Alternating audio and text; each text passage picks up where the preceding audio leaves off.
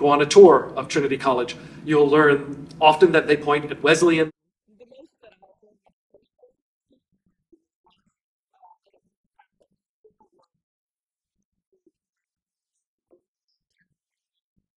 Although they had to be pretty drunk if they were thinking that they were pointing at Wesleyan. I mean, maybe they point at Brown. I mean, but that's a long way away. It's a long cannon shot. Right, this idea that the canons were somehow part of a playful rivalry, right, with other colleges, is certainly one of the things. We don't see that in the founding kind of moment of positioning the canons. Well, one of the things you have to consider when thinking about this larger question of how the canons and why the canons arrived here on campus in 1950 is this kind of larger culture of memorialization in and around the Civil War and in and around the USS Hartford in particular. The USS Hartford is decommissioned by the United States Navy in 1926. And already starting immediately in the 1920s and then going on through the 1930s and 40s and 50s and all the way through to the 1960s, there are a variety of people in Hartford that want to bring the USS Hartford up the Connecticut River to be kind of a historical ship, a historical site, a museum. About 1949.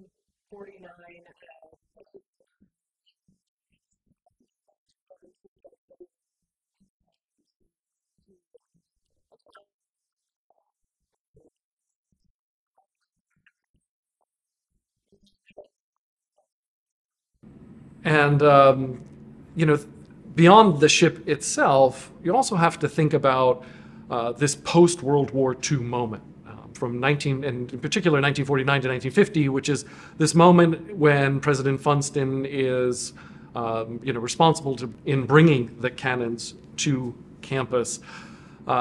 It's a much different Trinity than what we would imagine today. It is a fully male student body.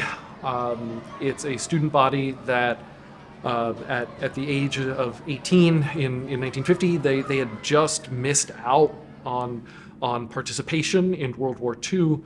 And there's a real military culture in and around campus that we don't experience today. So what do I mean? I mean, the Rifle Club at Trinity starts, I believe it's 1949. 1950 sees the second annual military ball on campus.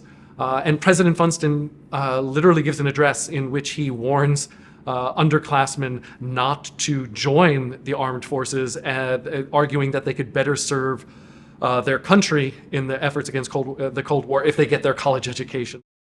Question: are Confederate statues coming down enough? In New York, a Teddy Roosevelt statue is set to be removed from the front steps of the Museum of Natural History. In San Francisco, protesters tore down a statue of former President Ulysses S. Grant, who led the Union Army during the Civil War. How far is enough? Is there a too far? Is this all more helpful than hurtful?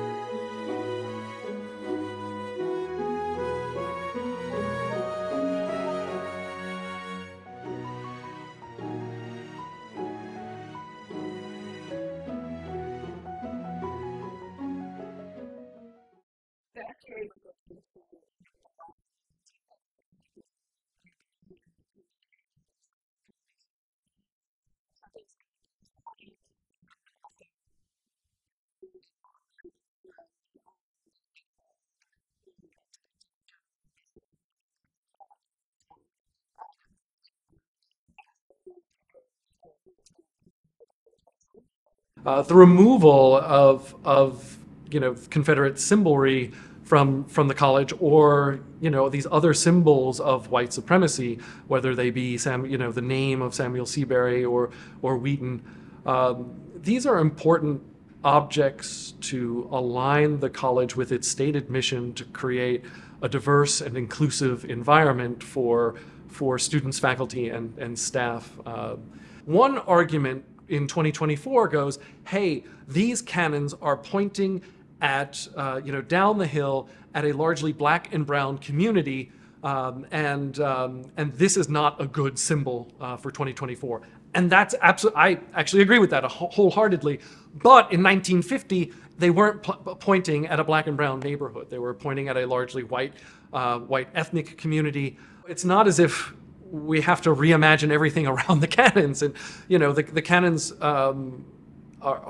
we have to decide as a community, like, do we want these militaristic symbols to be, sitting on our campus? That's a good question. Like, I think we should find out a way to have that conversation. Should they point anywhere? Like, that might be another really good question, because they are going to be quote unquote aimed somewhere, and that's kind of a problem with a military memorial conceived of in this way.